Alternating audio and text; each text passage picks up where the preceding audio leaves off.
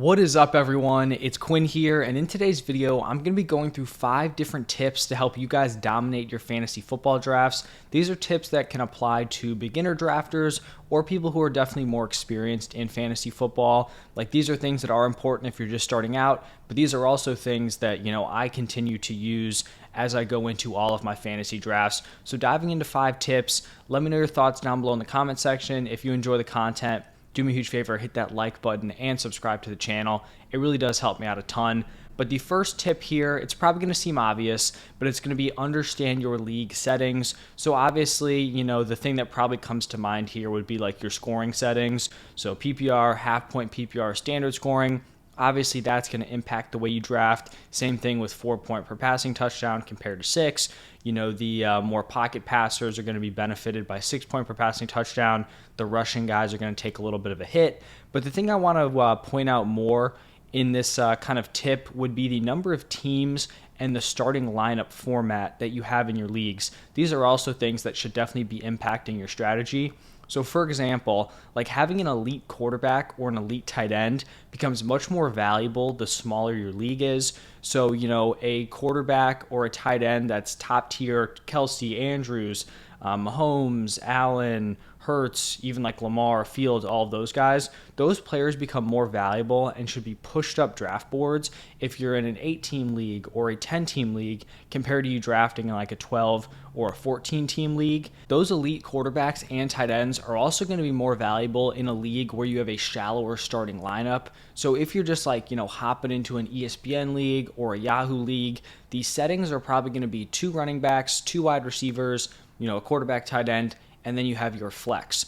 If you have a shallow starting lineup like that, quarterback and tight end are going to be very, very valuable because they become like a bigger piece of your starting lineup. If you have a ton of flex options, they start to lose value, right? So if you're in a league where you have 2 running backs, 2 wide receivers, 3 flexes, having an elite quarterback and tight end isn't as big of a deal, in that type of format. I also think if you're playing in a league with a shallow starting lineup, like I said, 2 running backs, 2 wide receivers, 1 flex, then I think a more balanced start can kind of benefit you in your fantasy drafts. Like a strategy like 0 RB, where you can fill a ton of flexes with your wide receivers, that type of strategy probably isn't going to fare well when there's only 1 flex because you're neglecting a huge chunk of your starting lineup by not drafting an early round running back. So that's going to be my first tip. Just understanding your league settings and kind of adjusting your strategy based on both the scoring settings, but then also the number of teams in your league and your roster setups. And then the second tip is going to be getting familiar with your platform's ADP. This is something I don't think a lot of people do, and this is something I've definitely talked about. Like I had videos specifically on ESPN and Yahoo just talking about differences in their ADP and some values you can find on each of those platforms.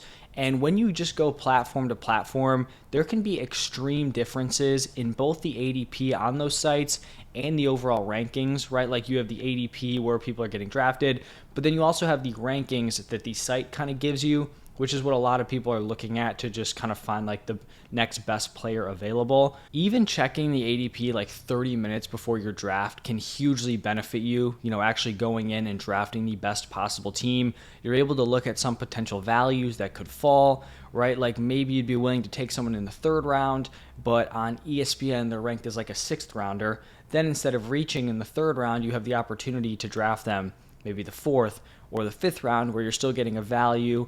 But you're able to get them later than you probably would have drafted them in the first place. And I think the greatest edge you can actually get by this is by looking at like the double-digit round picks. There are going to be extreme values at both the running back and the wide receiver position on most sites. Yahoo, ESPN, you can get some crazy fallers, which can lead to you just putting together an absolutely stacked bench. Like for example, on ESPN, Rashad Bateman's ADP is 213. That's like 100 plus picks lower than on a money site like Underdog.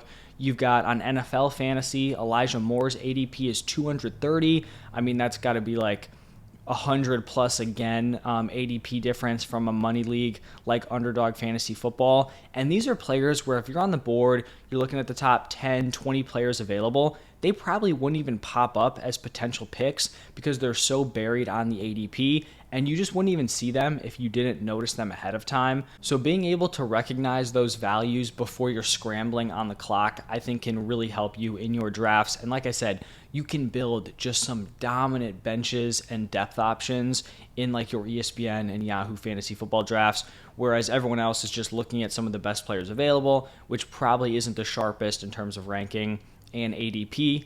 I also think understanding the ADP of your platform can kind of shift your early draft strategy. I'm always someone who likes to go best player available, but there are certain spots where you may, want to make a little bit of an exception.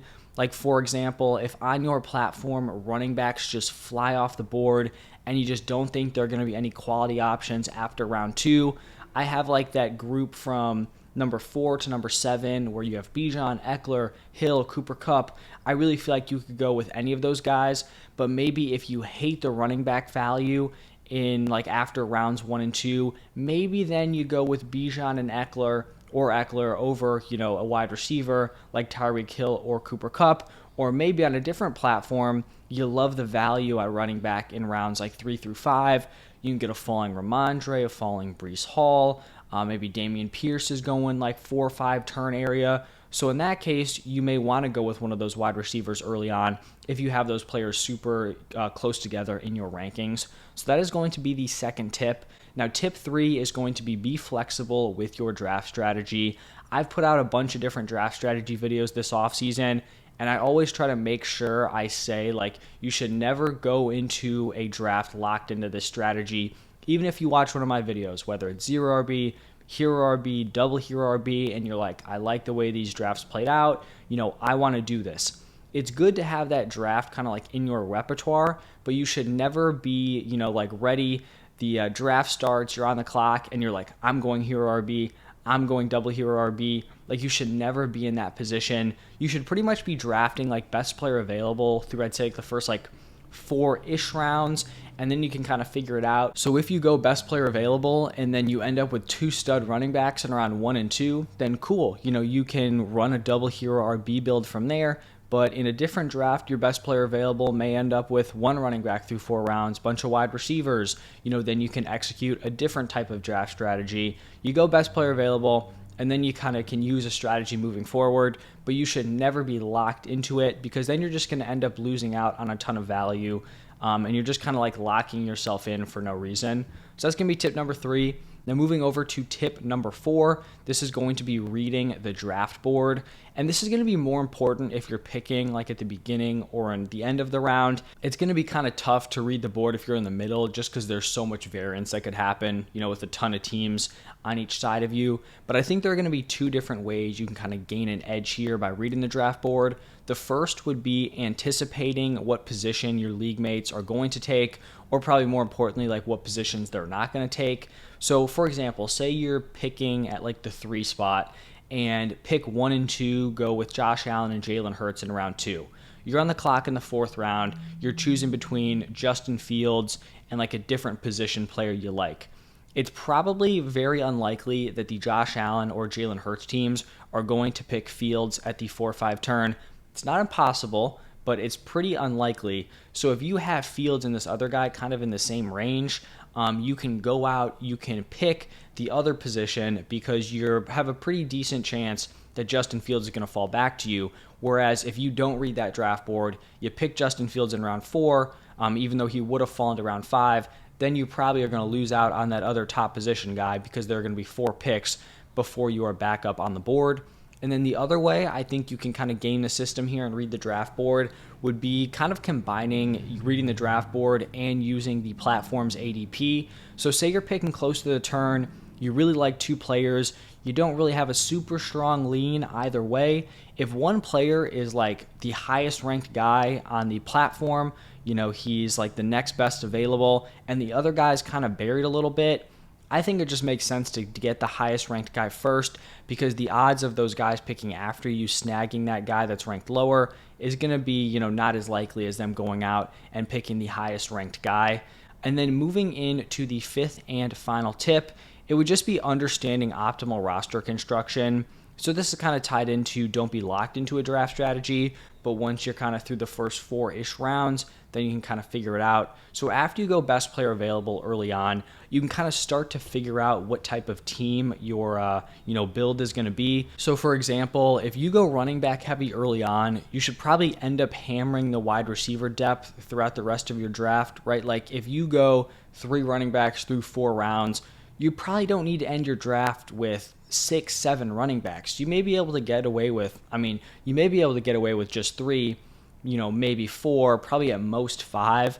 But if you're neglecting the wide receiver position, you probably don't want to continue hammering those running backs in the later rounds if you already have 3 guys that you trust in your starting lineup. If you go 0 RB, you should be hammering the running back position later on. Like if you hit quarterback, tight end, wide receiver, you neglect the running back position, and you finish the draft with 3 running backs who all probably aren't going to be very great, that's probably not going to be setting you up for success. I also feel pretty strongly that if you're drafting in your normal 12-team leagues where you have a normal number of bench spots, 5, 6 players on the bench, and if you go out and you pick a high-end quarterback or a high-end tight end, even like a mid to high-end option at those positions, I really just do not see the incentive of rostering a backup. Like, why would you draft Russell Wilson if you just drafted Justin Herbert? Like, when is Russell Wilson ever going to start over Justin Herbert, barring an injury or a bye week? Same thing. Like, when you ever going to start a guy like Gerald Everett over Darren Waller?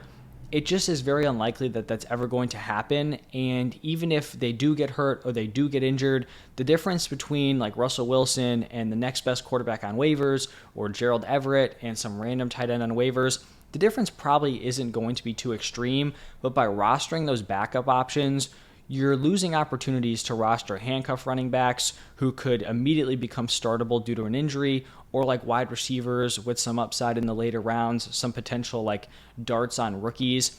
I just don't think it makes a ton of sense there. If you go like late round quarterback or late round tight end and you snag like Kincaid and Tyler Higbee, or you go, Aaron Rodgers and Anthony Richardson, I totally get that. I think that's a pretty strong idea, right? Like you punt the position, you get 2 options that could end up being startable. This is just for if you have a player you're very confident in, then I don't get the point of drafting a backup. I kind of think you're just wasting picks, especially on platforms like I've talked about, ESPN, Yahoo, where you can get some great value options later on in drafts. You're kind of just losing out on an edge over your league mates by getting those backups. So I think that also kind of factors into optimal roster construction.